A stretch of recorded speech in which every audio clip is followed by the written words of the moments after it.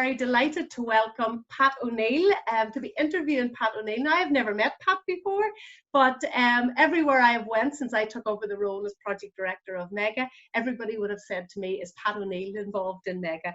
So I was delighted to be able to say that his son Aidan sits on our steering committee, and I'm actually, I believe he's a legend within manufacturing and engineering, especially in Mid-Ulster. So you're very welcome here today, Pat. I believe, Pat, you were born in Donaghmore, and you still live in Donaghmore. Yes. You started off as a teacher, and then you worked part-time as an engineer to make ends meet, Pat. You left your teaching to start your own engineering company, which manufactured screening and construction equipment designed by yourself. Today, Powerscreen is one of the world's leaders in screening and tunnel equipment, and remains one of the key manufacturers and employers in Mid-Ulster. Pat, you then went on to write a book, you're very talented, about your experiences about setting up and running Powerscreen, so that people can learn from your experiences, Pat. I think once a teacher, Pat, always a teacher. So Pat, you're very welcome. We are delighted to have you here today to learn about your wealth of knowledge, and especially as businesses are dealing very much with the crisis of COVID-19.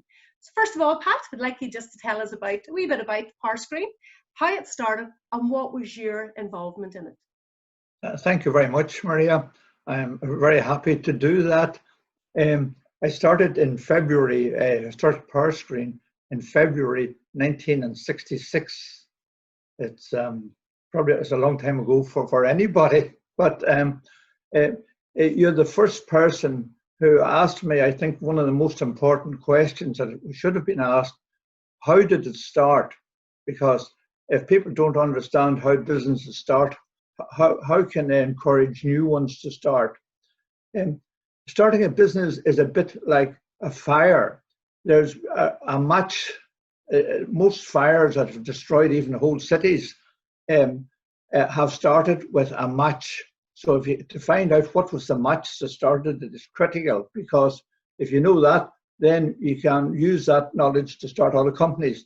The match that started Powerscreen, and I have no hesitation in saying this, was when I was 12-year-old of second year at a grammar school, and the principal of it, a very wise man, he gave us the opportunity of going to the local technical college a half day a week, and I learned there a lot of doing woodwork, metalwork, and other skills like that.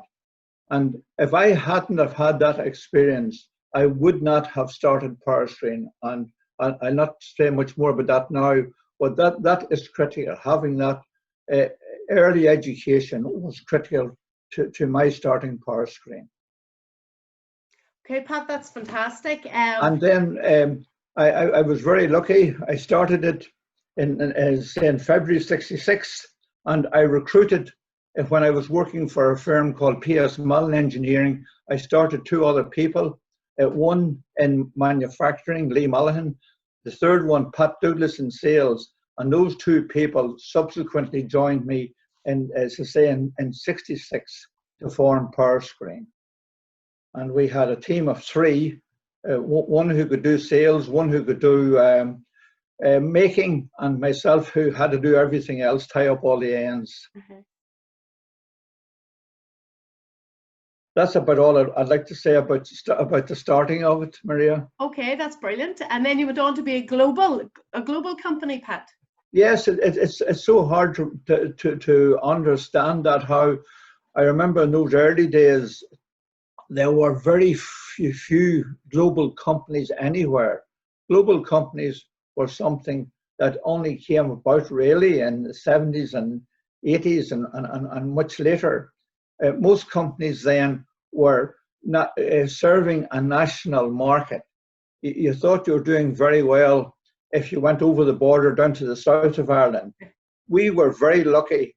In the man who's responsible for sales was Pat Douglas, and he had come out of the Air Force, and he had left, like myself, he had left a grammar school after 5 years, and he got out and he joined the Air Force and spent a number of years in England.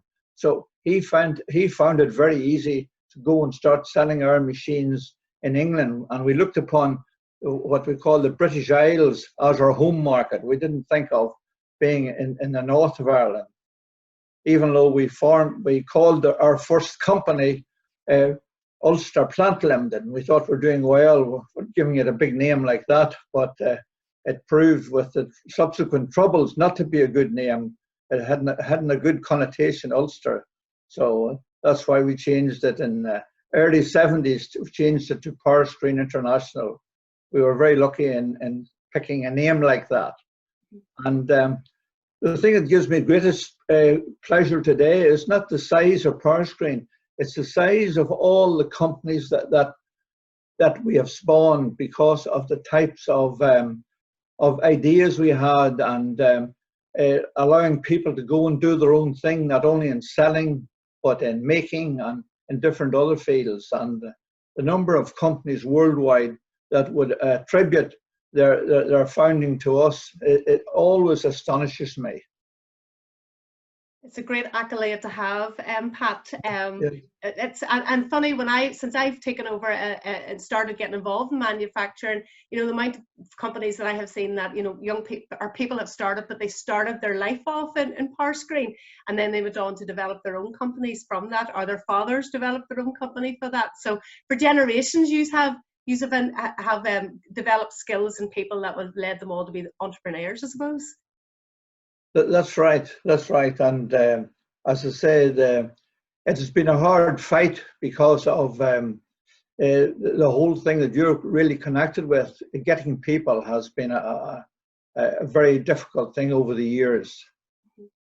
If you'd like me to talk about that. Pat, I'm going to go on then just to ask you about, you started off your working life as a teacher. Over the years, you would have witnessed vast arrays of changes within the education system. How do you feel the current education system prepares our young people for young people entering manufacturing and engineering today? I would have to be very blunt and very honest about this. I think our educational system of today is almost totally irrelevant to the needs of local industry. We have an educational system that has grown totally apart from our needs, and it isn't suited and hasn't been suited for almost since we started. We have the same educational system, I know, since we started. Funny, but 75 years ago, this present system of separating children at 11 took place, but it wasn't it hadn't a big influence then, because only about 10% of the children, 10 to 20% of the children were going into grammar schools. Today, and everyone who wants, everyone's trying, parents are trying to get their children into grammar schools, and all types of industry has suffered. We had available to us then 70% of the people of the area were available to come into our kind of business. Today, it would be a very, very small number. But we are very lucky today, having said that, about our educational system and about its total irrelevance to our industry. There is a big glimmer of light. In the south of Ireland, they have put in place, I think it's 14 institutes of technology, which has given them a world lead on us. Now, we have a number of them, and we are very lucky in Dungannon in having the Southwest College on our doorstep. And compared with that college, compared with the number of local grammar schools, we never see the people. In my lifetime, we never saw the career teachers from the grammar school. They were irrelevant. Like, career teachers was a misnomer. They were good people to prepare people for the universities, and they did that. And the universities then became export houses for our children. And a few years ago, we had a big dearth of engineers locally. We needed 40 engineers, third level engineers in the Dungannon area. I did a survey of it. I went to the grammar schools and I asked them, how many engineers did you produced in the last 5 years. It was my own local grammar school I went to, which is the biggest in the area. They couldn't tell me. And they couldn't tell me after 6 months. It turned out they produced 1.5 per year. There's a total disconnect there between when I examined it, and they didn't seem to know, they were producing most of their young people to a good standard of university education, but most of them, they were really only become an export house. They were sending their children overseas, and only we had that very big change a few years ago when the whole Eastern Europe system collapsed, and very big numbers of skilled people came from Poland. We would have been in very, very serious trouble. And we had no apprentices coming forward. But today, I can see lots of glimmers of light in the kind of work that local companies are doing to rectify this. I know, Pat, I'm going to jump in there just about the skills. I suppose for me, we've been trying to work with our local schools through Mega and building the platform and building that connection a wee bit better. And we do have members of our local grammar schools involved there. And funny, I think it's the same grammar school that you're talking about, have now started engineering at post-16 level. So it's a step. They've now embraced the vocational education. They now it's a step. I suppose now for a lot of grammar schools, we're trying to work with them for HLAs, the higher level apprenticeships, and getting them in at post-18 and getting them into work-based learning in our companies.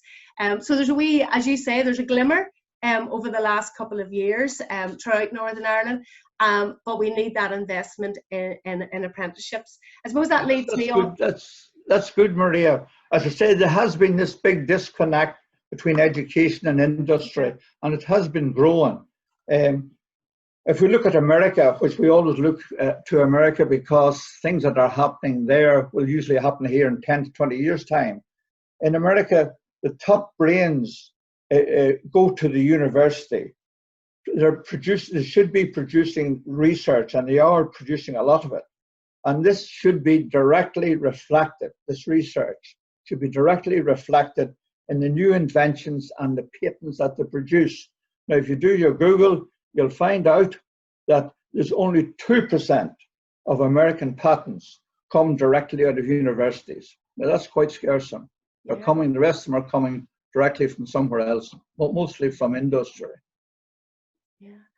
So it's not just a local problem. Yeah, I heard you talking about the Republic of Ireland there and their technical colleges. That's the second time today I've heard that. That was brought up this morning at the Northern Ireland Assembly, the Department for the Economy Committee meeting, and how they are leading the way in technical education. And I suppose we have a lot, and that's what we need to learn from each other. We need to look at exemplary countries and what they're doing. So it just leads me on to, we've been working over the last couple of weeks now very diligently on how we can build apprenticeships going into the future. We're working with a number of key stakeholders at the moment, and in fact we've got a report away into the Department of the Economy to be brought forward tomorrow on how we can develop and grow our apprenticeships in Northern Ireland. Now, at the moment, at present, as you know, lots of employers are really worried about the economy and are anxious about taking on apprenticeships in September. Now, you've come through very tough and challenging times in your day. Is this a time for businesses to be cautious, Pat? Well, no, it's not. It's you have to almost swim against the tide, because the things are changing it's changing very rapidly, and it's very hard to not be influenced by the day-to-day thing.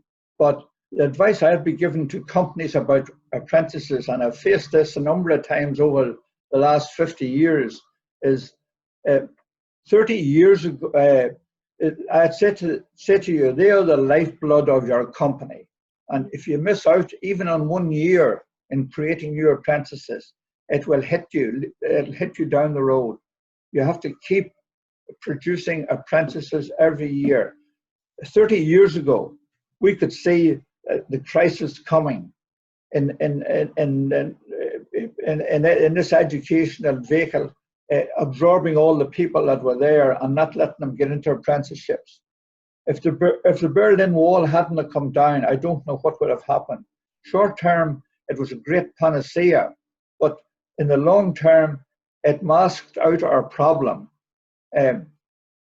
We got lots of good, skilled fitters and welders from Poland and similar countries over the last 20 years. But if you look at the local papers today, up to about 4 years ago, there was 4 to 5 pages of adverts for jobs in the engineering industry. Today there are none, because people know they're wasting their time putting in adverts because there are no people out there applying. You must work closely with the career teachers. They are a critical asset going forward. Get them to understand your problems, and they will educate the parents, because the parents are key, not the teachers. The parents are key, and the key to changing the parents are the career teachers. And the career teachers will have to switch their job from educating the children just simply for universities. That job will be done well enough by other teachers. The careers teachers should be focused on the career of the child in the future. Now, but every problem brings big opportunities. And so many people today are disorientated. And now is a great opportunity for young people to join manufacturing companies.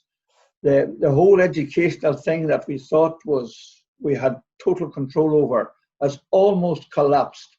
I would feel very, very dilatory in letting my child first year at the university go and work at home all year on his own. I think that's nearly impossible.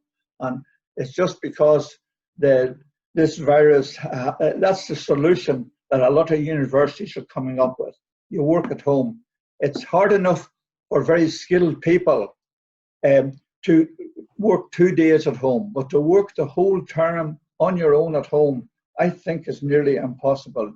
So I was saying to the parents, let your child get a year or 2 years out, put him anywhere else, certainly put him into start an apprenticeship for a year or two, and then let him go back to university later, and he'll have learned an awful lot more. Well, on that, can I mention on that point, Pat?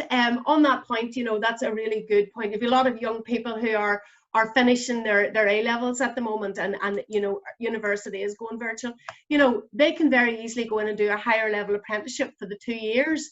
And if they want after that, they can top up with their degree. So it means that they would only have to do 2 more years. So actually within the 4-year window, they could come out with their honours degree, but still have worked for the last 2 years and not have sat at home and did virtual learning. That's very encouraging. That's most encouraging, what you're saying to me. Yeah, and they can do that actually. You can do that locally in Southwest College, or if they want to have the Belfast experience, as a lot of my past pupils would have said, they can go and top up and do their final 2 years in Belfast at the University of Ulster or Queen's. But they will have had that industry experience. Plus, Pat, don't forget, they will have, the skills that they will have learned on the job will make them so employable when they actually graduate at the end of it all. That's very, very encouraging, Maria. I wasn't really aware of that. Yeah. And it's so important to have these young people near their parents at home, especially over the next 1 or 2 years, until things settle down. And they have the advantage of doing that with what you're talking about there. I also think, Pat, that there's a lot of young people I know, I've got a 18-year-old myself, and a lot of young people are thinking about are taking a year out next year, not going to university because they don't want to do the virtual learning. Why not start an apprenticeship and see, is that the industry you want to go into? Get it. Industries are open for business. They are employing. Obviously we are looking for some sort of financial assistance at the moment, to help employ apprentices. But we know that going forward, our companies, we need that skilled workforce. We need them, and we need them to stay at home. We don't need the brain drain anymore. We need them to stay at home and help our economy grow.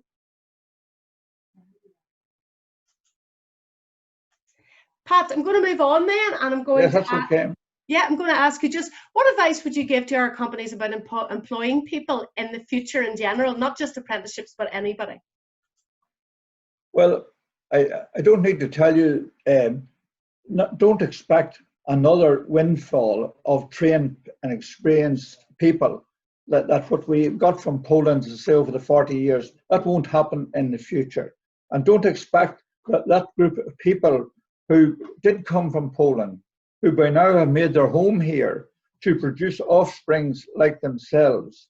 Already we can see that many of them are being lost and absorbed into the education, into the academic educational system we have. That has little relevance to the needs of your future industries. Identify people, I would say to you, identify people with potential rather than with experience. Grow your own people. The worst letdown I have had was with recruiting ready-made, experienced people. It seems a short-term solution, but it takes people a long time joining into your organization. Most people want to do a good job, but it takes a new person a very long time achieving their full potential in a new company. Grow as many as possible of your own people. And it is the key responsibility, I would say, it's the key responsibility of the MD of a company to do this. If you don't do that, don't expect to pay some person down below you to do it.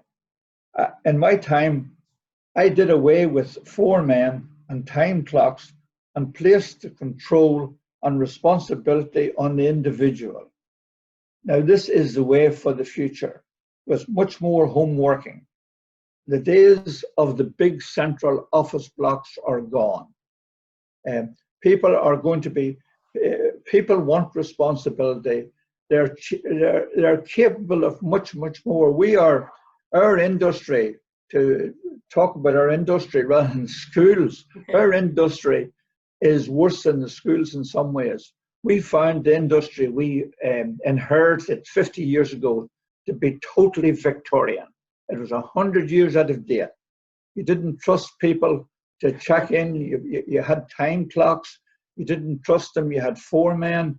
You measured their work and all this carry on, rather than let people get responsibility and develop. And we did that, and we took a big risk doing it. But I can tell you, it really paid off. And I could say 1% of the people would not have let us down. I think in COVID, that's really proved that people have had to work from home. Companies, employers have had to trust their employees to get on with the job. So I think it's been COVID in that way. That's probably been a positive coming out of COVID, that the trust has been instilled from the start. No doubt about that. That has been, I think it has surprised people, yeah, how capable most people are, you know. And how loyal they are to their company, because at the end of the day, they want to invest in their own company that they work for. That's right. That's right. Okay, Pat, so the digital world is moving at an exponential pace. You would have come through significant changes, periods of change. I would love to know how you adapted to deal with that change. How important do you think it is for companies to embrace technology and change? And what advice would you give to manufacturers on how to adapt to the change going forward?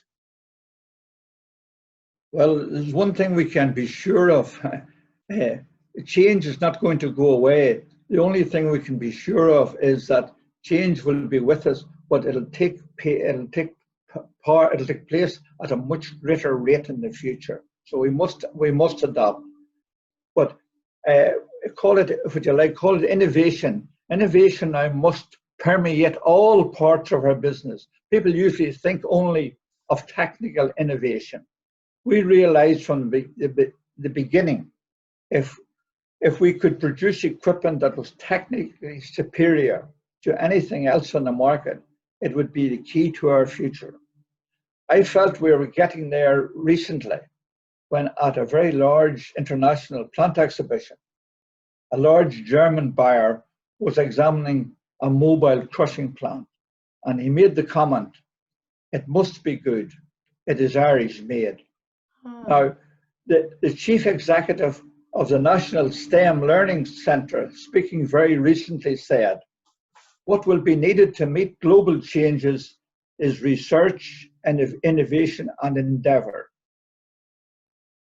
I would agree with him if he put it in this way. If he put endeavour first of the three. So endeavour, research and innovation. I can have nothing but praise, by the way, I can have nothing but praise over the whole my 50 to 60 years of experience. I can have nothing but praise for the help and attitude of Invest Northern Ireland or ADB, whatever the name is today, with the help that they continuously provided. I recall a very similar effort to what you're doing today, Maria. That happened to us way back in about our second year after we were formed. In the Mid-Ulster area, there were only 4 of us, only 4 engineering companies really, or 4 engineering companies that were willing to band together. And it was an IDB person encouraged us to do it.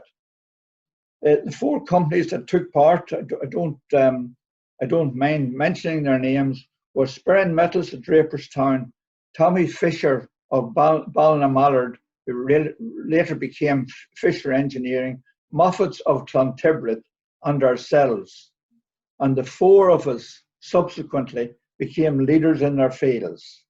And we got together, we met once a month, we shared ideas on buying, on recruiting people, and we learned an awful lot.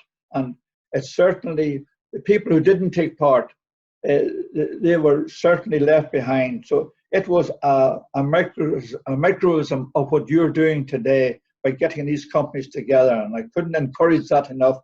As I said at the start, innovation must be continuous and be company-wide, developing not methods of recruiting, developing also methods of recruiting and employing staff, and new methods of finding and financing distributors, etc. Innovation must cover all aspects of the company. I think at the moment you mentioned Invest NI. Invest NI are, I suppose, still the key drivers there for industry and are still investing in it. I know at the moment the Mega Network are looking at Industry 4.0 and how they can help companies take them into the next level of digitalization and automation. But it's a wee bit, it's frightening for companies, Pat, isn't it? It's frightening to take that step into the unknown, and it's hard to get the skilled workforce because the skills are going to have to change. The skills are going to have to change, but the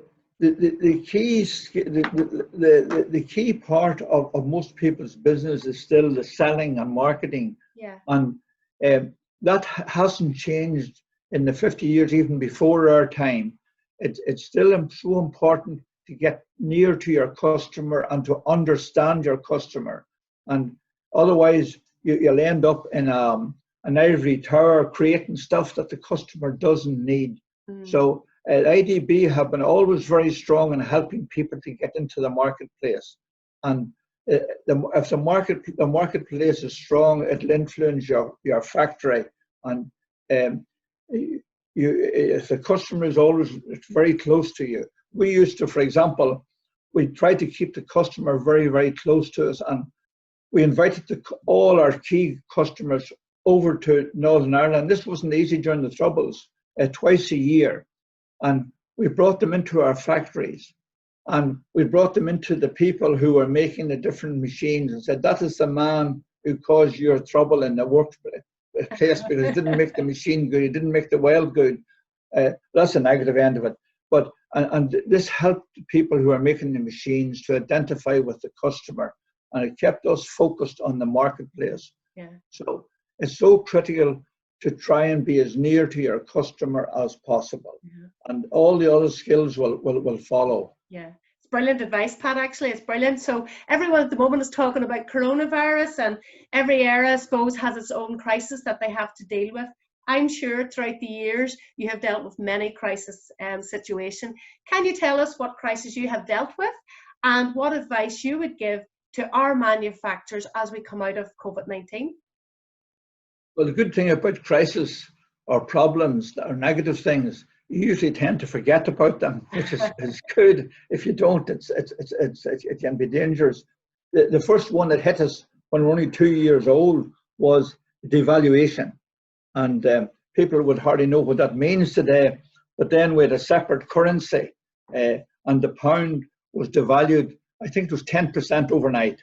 And our business then depended a lot on, half of our business depended on importing the Volvo machine from Sweden. And the profit we had on that was about 7% net profit. We went to a disastrous situation overnight, and that devaluation happened just over the weekend. And that nearly put us out of business. So that was the first big crisis we had. It taught us a good lesson. It taught us maybe the lesson that China is teaching us today, not to be dependable, not to be depending on one source. Have at least a couple or three sources. And that having only one source, it nearly put us out of business. We took the decision to get rid of Volvo. And that was very, very good because it left more money to go into our own business. And we said, from now on, we must keep control of our business and understand it better. So that was the first big problem. Second one was nearly like today, nearly like the crisis of today as far as the marketplace is going, because the country closed down. And people could hardly tell you about today. It was the National Coal Board was a third of our total customer base back in, I don't know, I think it was about the middle end of the 70s. And the Prime Minister at the time, Thatcher, closed it down and it disappeared overnight. And it was, and we were faced with, they called it a 3-day week for a number of weeks. It was more like a 1-day week. That nearly put a lot of people out of business. It certainly put a lot of those little villages up in the Pennings out of business and haven't recovered yet. But it was an awful shock. The other one, the last one we had was one morning our main factory was wiped out. There was bombs put in it, and our whole office block was burnt, which was very critical, and our main production area was very damaged. But within 48 hours, we were back in business again. And we really rose up from the ashes, and we put in a lot of innovative things after that, which really made the company. It made the company take a new direction. So you know, there's big advantages, as I say. If you can see the possibilities in these problems, there's very, very big advantages. It's just trying to see a positive aspect. Yeah. I suppose COVID sometimes gives people a wee bit of time to breathe and to think about, you know, it's given industry a wee bit of time to think about, you know, where their companies are going. And you said that it gave you a chance to be innovative. And I suppose I can see that from talking to industry, it's given them the time to breathe and think, right, what can we do differently, or how can we improve? So I suppose that always comes out of a crisis, Pat. Yes, well, it certainly in the case of the fire, our whole production system and all of the paperwork we had we had about 300 people employed then, and tomorrow morning we couldn't employ anyone. So we did start up within 2 weeks with about 80 people, but we give all of our people the chance either of going into training schemes which we set up in conjunction with the government, or going into our marketplace. And there was about 100 of them that decided that they would like the opportunity of going to America or Australia or Africa. We went after the English-speaking parts of the world, and about 100 of them went out there and they linked on to little distributors who were there. And today, the Powerscreen would have maybe 100 of those distributors worldwide, and they never came home, and they're doing very, very well, you know, and it really was the bedrock of the company, because they controlled their marketplace, and they still would do that. Yeah. I suppose, Pat, you talked about skills, workforce, but one of the major things is your sales team is really important. You know, what advice would you give to your sales team at the moment going into the future? The sales team, we hadn't. We used to have a big sales team at home, and when I say at home, it was English market. We had about 12 salesmen covering the whole of the English market, because we regarded it as our home market. And I remember one of those 4 people that I mentioned earlier, Moffat Engineering of Clontirrid. They had a disaster. The man who owned the company died, and his eldest child was, I think, about 21. She was first or second year at Trinity College, and she decided to leave it and come home and run the company. Carol Moffat came home, and we became very close to her because of this connection that we had with the 4 companies. And the advice I would give to anybody was the same advice as I give to Carol. Carol then should go and would meet her at the exhibitions, and she said to me, "How can I get a setup like yours going in England?" Well, I said, "It's quite simple, Carol. You have to go to England yourself and stay there for 3 years and recruit and set up a sales force, and then come home." She did that. And the Moffat company, as you know, on the edge of Monaghan, is one of the biggest companies in Ireland today. So you have to do it yourself. You can't subcontract it to anyone else. Yeah. Brilliant. Thanks, Pat. Pat, the last question you'd be glad to hear. You talked about your 4 companies. So I suppose it's very much about what the Mega is trying to do. You know, we're trying to collaborate together, all of our manufacturing industries. We're very much based in Mid-Ulster. To ensure, but the main thing for us is to ensure that we have a continuous pipeline of talent coming through and a skilled workforce. Can you give us any thoughts on this collaboration? What do you see as the benefits for companies to be involved in the Mega platform? And what tips would you have for the Mega network as it develops and grows? There's a couple of questions in there, Pat, so. Yes, that's a big one, all right. I'll touch on a couple of things. I wish to God we had had it 25 to 30 years ago.